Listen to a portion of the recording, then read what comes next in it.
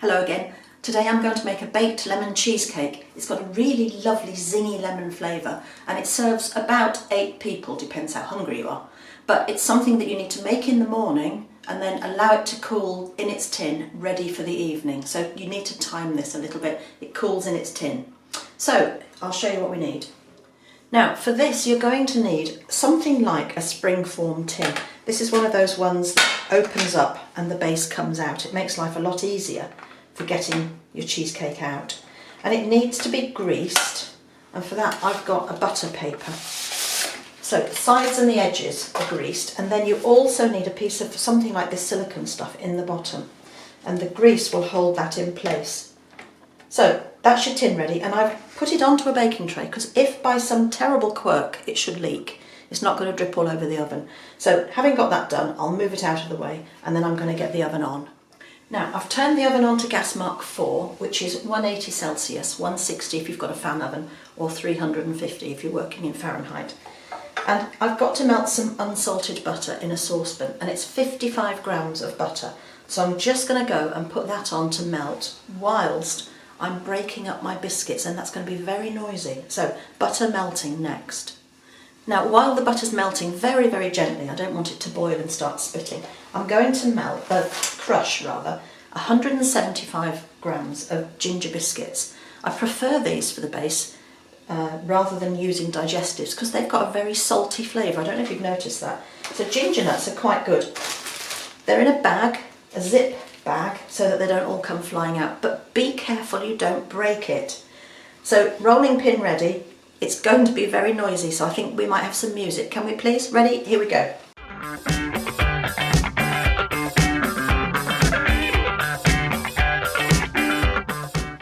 Right, I think we're there. If you haven't got a strong plastic bag, can I suggest that you use 2 bags? Because if you get a hole, you're going to lose your biscuits. So, there we are. That's our biscuits crushed. Now, while that's been happening, the butter has melted nicely, so I'm just going to bring that across and these go in the pan. This is where you'll see if you've actually missed any bits.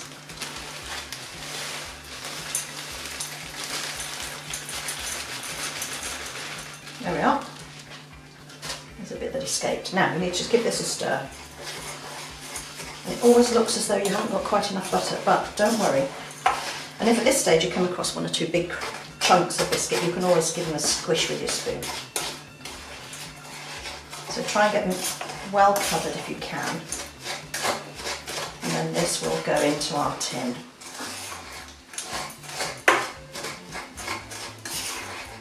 Right, there we are. So I'll bring the tin back. So these go into the base.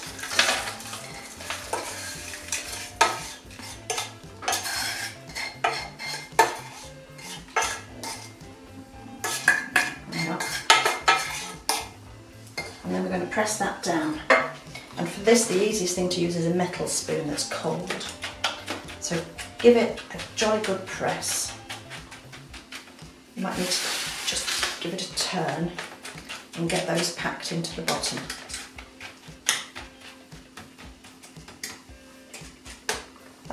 There we are, that's it really, that's our base ready. That's going to just sit and wait until we've got all the other ingredients together. So I'll put that back on the other side of the worktop. Right, so there's our base. Now, for the filling, oh, I've got a bowl somewhere, here we are. You're going to need a big mixing bowl and something to mix thoroughly with. So that's my wire whisk. That's what I like using best. If you've got one of these balloon whisks, you could use that. And failing that, if you've got a nice big fork, that would do it. So you just need something to mix with.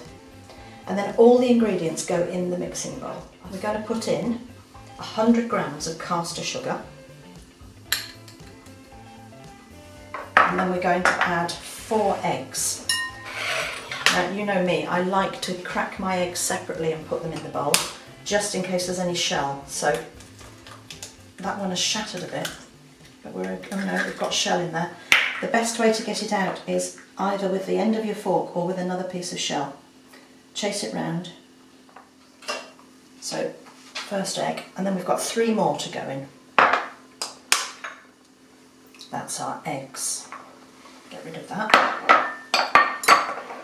Now, just wipe my fingers. To that we're going to add some Greek yoghurt, and we've got 200 grams of Greek yoghurt. So in goes the yoghurt.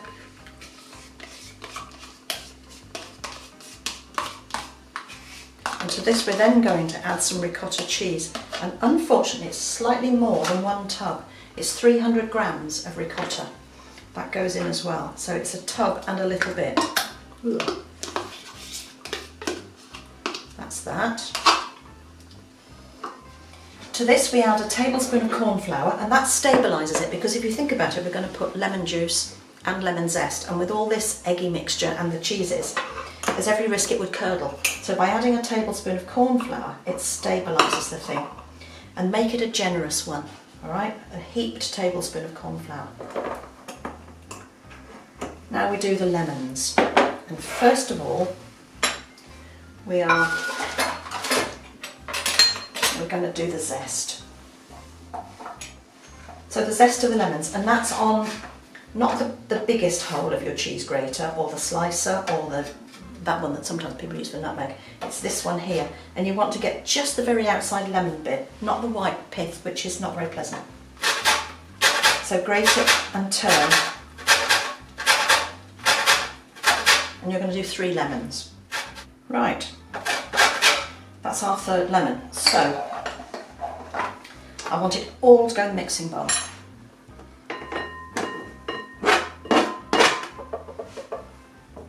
And this is where you might need to go inside the grater with a knife. There's loads stuck in there, can you see that? It's really, really lots. So get in there and get out as much as you can. Sometimes a brush, a pastry brush, helps.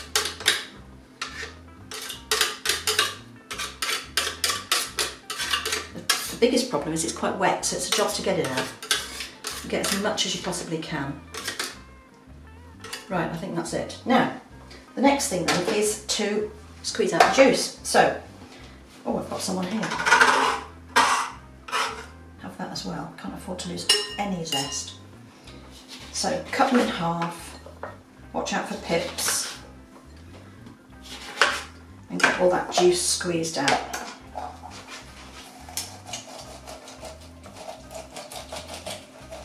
I always like to look inside to make sure I couldn't possibly have got any more juice out. Okay, so that's going to go in. Now, there's quite a lot sitting in the top here. I'll just move that round a bit. I might even take that off because it's quite heavy.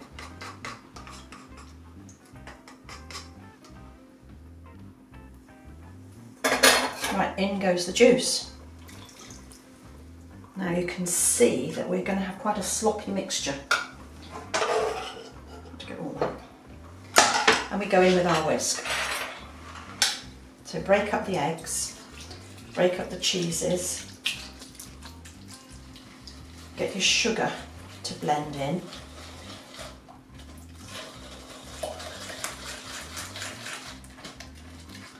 There we are. And we'll start to mix. That takes a minute or two. You've got to really get it nice and smooth. Get rid of all those patches of yellow egg yolk that you can see and any lumps of either of the cheeses. There. I think that's about it really. So, you know, it's easy. It's all in one. It's just an unusual set of ingredients. You can see how runny it is, why I've, you know, makes me feel that I want to put the tin onto a baking tray just in case. So let's bring that back over and we pour it in with confidence. Just making sure there are no more lumps. In it goes.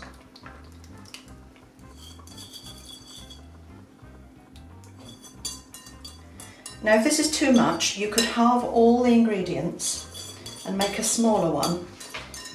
It will take less time to cook, obviously.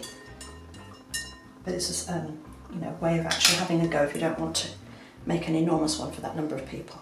As if by magic it appeared. Let's get all this out.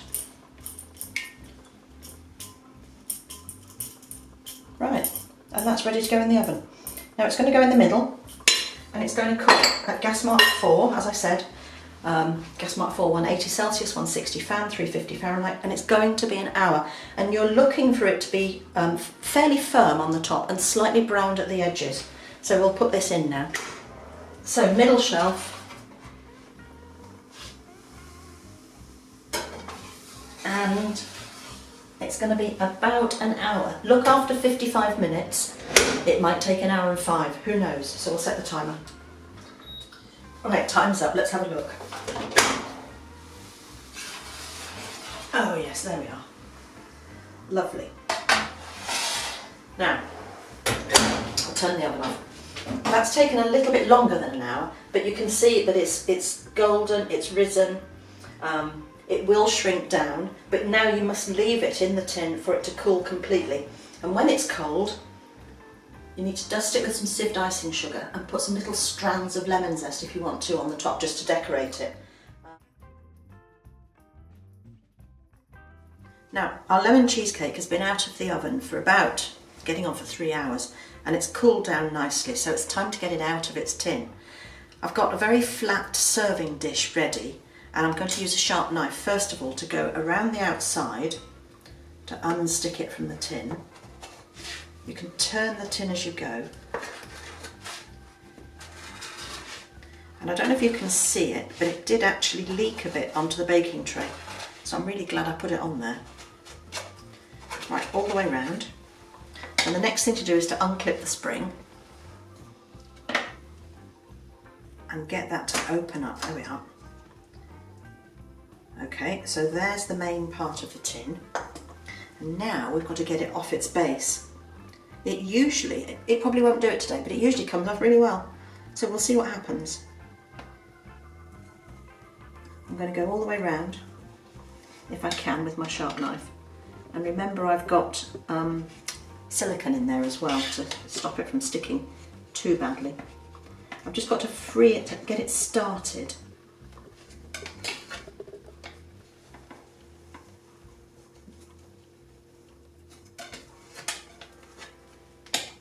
And I think what's happened is that some of the topping has got between, oh here we are, the silicone and the base. So I think we're free. I'm going to go back the other way. It's a bit of a sort of trial and error thing, this.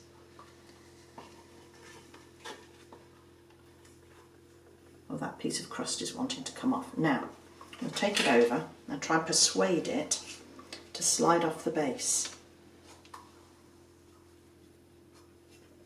There we go. I've left a bit behind, but that's okay. Take my knife away. And there, we've got that out quite nicely. Let me just wipe my fingers. So the next thing to do is to give it a dusting of sieved icing sugar. And the best thing to use is a kind of little tea strainer type sieve if you've got one. You won't need a whole lot. A dusting of icing sugar.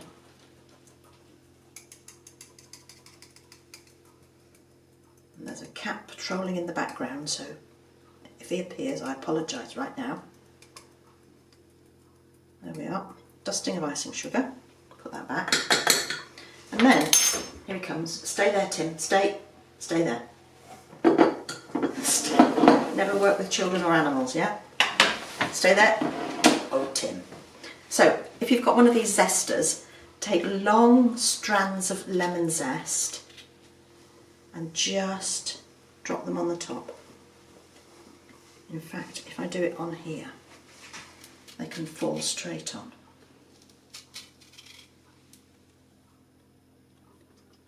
Okay, if you don't have one of these, what you can do, can you still see? What you can do is use a vegetable peeler and peel off a really, really thin layer of the zest, and then use a sharp knife and cut it into long strands, and you'll get the same effect. There we are. How about that? How does that look? So that's going to serve about, well, easily 8 people, possibly even more than that. It's very, very tasty. I've got a dome ready to cover it up in case an animal gets too nosy. That's what I shall do for now. and I hope you like this one. Have a go and let me know how you get on. Bye for now.